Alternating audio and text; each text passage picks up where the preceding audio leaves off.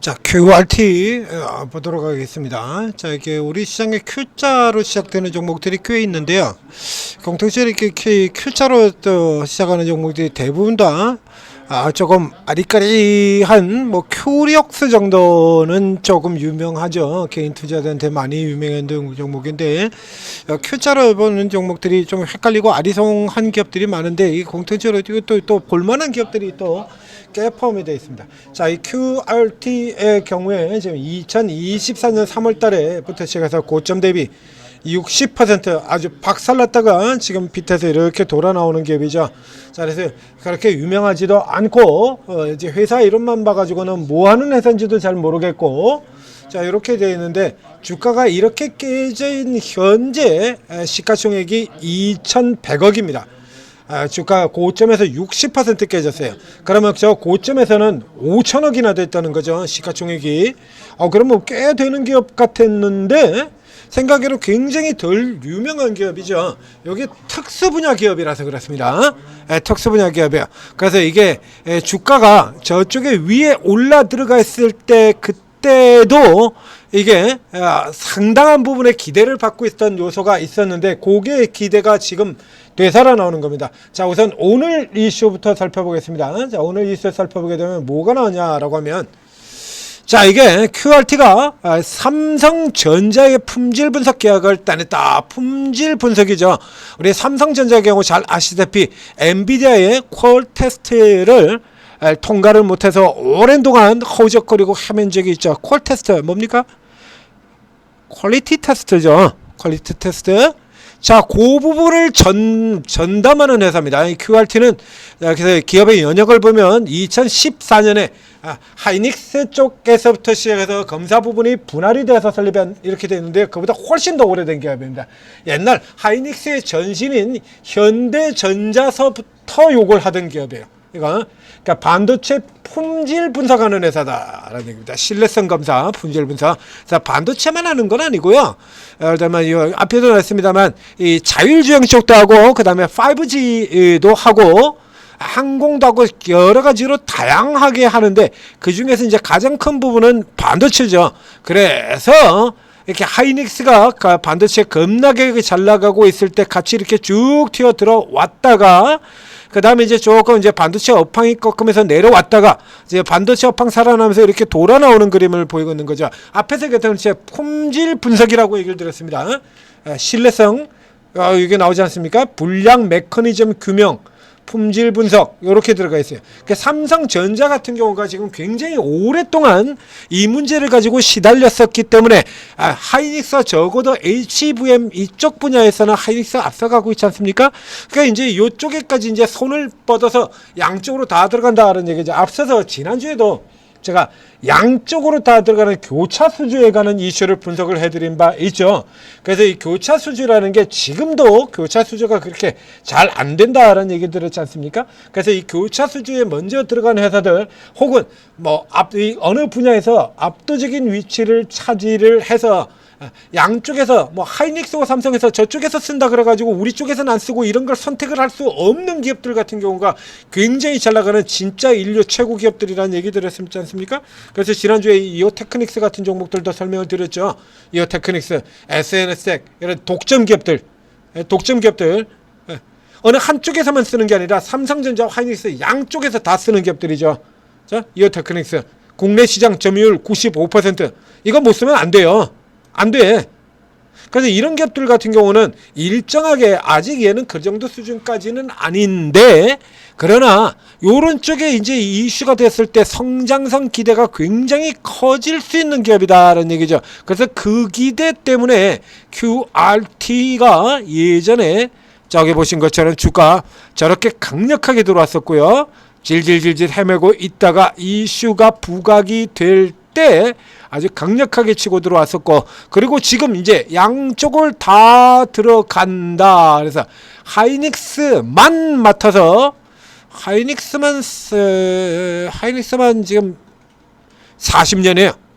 이 회사가 하이닉스만 그전엔 하이닉스 아래쪽에 들어가 있었으니까요. 애초에 그러니까 하이닉스 쪽에만 40년을 하고 있다가 분리되고 나온 뒤 10년 만에 10년 만에 이제 하이닉스를 벗어나서 삼성을 뚫게 되는 겁니다. 그러면 이 재료 같은 경우에 이제 단기 재료는 아니죠. 이제 단기 재료 이제 이 종목에서는 이제 다투어야 될 게 뭐냐라고 하면 일단 재료 자체는 양쪽을 뚫고 들어갔다는 얘기는 이 교차 수지에 대한 얘기 설명드렸던 것처럼 성장이 이제 이 실적이 이렇게 한 회사만 뚫고 들어가는 경우는 실적이 이렇게 울퉁불퉁 이런 형태로 되어 있지만 양쪽을 다 뚫고 들어가는 회사들 같은 경우에는 상대적으로 굉장히 안정적인 반도체 이게 쪽 라인에서도 이렇게 양쪽으로 다 들어가는 회사들 같은 경우는 굉장히 안정적인 실적을 보인다라는 이런 얘기를 보여드렸지 않습니까? 그래서 사이클 나쁘다고 심텍처럼 적자 들어갔다가 올라 들어오고 이런 게 아니라 기본적으로 내야 될 실적 같은 경우는 내주고 반도체 업황이 돌면 반드시 같이 돌아 나오는 이런 형태를 보인다는 얘기입니다. 이 QRT에도 그럴 가능성이 있다 해서 앞서도 이렇게 얘기가 나왔던 거고요. 이제 이런 부분들이 작동이 돼요. 다만 문제는 이제 늘 그랬던 것처럼 이제 이걸 예전처럼 성장에 대한 기대를 크게 받쳐주고 갈 수 있느냐라는 쪽이죠. 이거 성장에 대한 기대를 인식을 하고 들어가느냐라는 쪽이에요. 여기 같은 경우는 좀 외국인들 같은 경우라도 고정이 들어왔다가 최근에 좀 빠졌다가 이제 다시 들어오는 이런 쪽의 국면일까요? 오늘 뉴스에서는 일단 수량이 많이 늘어나고 주가가 급등을 하죠. 이렇게 살짝 팔아대는 흐름 들고 있습니다. 그러니까 이게 밸류션이 지금 굉장히 높은 기업이거든요. 그러니까 이익이 얼마 안 돼요. 30억밖에 안 됩니다. 근데 시가총액이 지금 이익이 30억인데 시가총액이 지금 2,100억이 됐으니까 70배가 나오는 거죠. 그러니까 반도체 쪽 이 관련주들 통틀어서 밸류에이션이 제일 높은 회사에 들어가게 되는 거죠. 그러니까 이 밸류에이션 부담에도 불구하고 이제 내년도 같은 경우는 이제 올해 한 30억 정도 나왔고 내년도는 삼성전자에서 한 100억 정도가 추가가 될 것이다. 뭐 이런 얘기 나오고 있거든요. 이제 100억 정도의 수준을 가지고는 이 밸류에이션을 잡아 들어갈 수가 없습니다. 그래서 현재로 친다라고 하면 다시 뭐 퀄 테스트에 관한 이슈가 주목받는 시점이 되면 퀄 테스트에 대한 이슈가 주목받는 시점이 되면 굉장히 가파른 속도로 뛰어나올 수가 있다. 이거 현재 시점에서는 다면 양쪽 교차수로 들어갔다라는 얘기는 이제 실적이 안정적 성장을 할 수 있다입니다만 이미 이 앞쪽에서 너무 많이 올라들어서 지금 보신 것처럼 이미 대부분의 이 기대가 주가에 반영이 되는 상태다라고 볼 수가 있어요. 그러니까 이런 기업들 같은 경우에는 위쪽으로 지금 이슈 반짝았을 때 들어왔을 때 요거 제외하고 단기적으로 이슈가 나올 때는 단타 공략으로 들어가고 그 외에는 기다렸다가 저점 잡고 돌아 나오면서 묻어 들어가는 형태. 그러니까 당분간은 일단은 저점을 잡기보다는 이슈나면서 튀어나오는 쪽에 단타 혹은 뭐 1박 2일 뭐 요런 형태의 거래로 활용할 수 있는 종목 정도 보시면 되겠습니다. 그러니까 지금 같은 경우도 내용 자체는 굉장히 좋습니다만 방금 전에 설명드렸던 대로 이 모든 게 주가에 다 녹아있다라고 봐야 돼요. 자, 7천억 이게 2천억 2,100억이에요. PR 70배. 자, 그러니까 양쪽의 가능성을 고려한다고 해도 높아도 너무 높지 않습니까? 그러니까 근래 반도체 종목들에서 PR 70배 넘어 들어가서 위쪽에 행색들 드는 거 한미반도체 하나밖에 없습니다. HBM 겁나게 날아갈 때, 그 다음에 뭐 테크인 같은 종목들 HBM 가지고 미쳐날 때 그 정도 수준에 불과한 거거든요. 그래서 아직도 굉장히 높기 때문에 위로 들어가기는 조금 어렵다. 그래서 오늘 만약에 위로 들어가신 분이라 그러면 조금 이제 아직까지는 안 팔으셔도 돼요. 그러니까 기준선 같은 경우는 지금 이선을 기준선으로 보시면 됩니다. 이게 16,500원 선전후, 그러니까 21선 그냥 러프하게는 21선 잡으시면 되고요.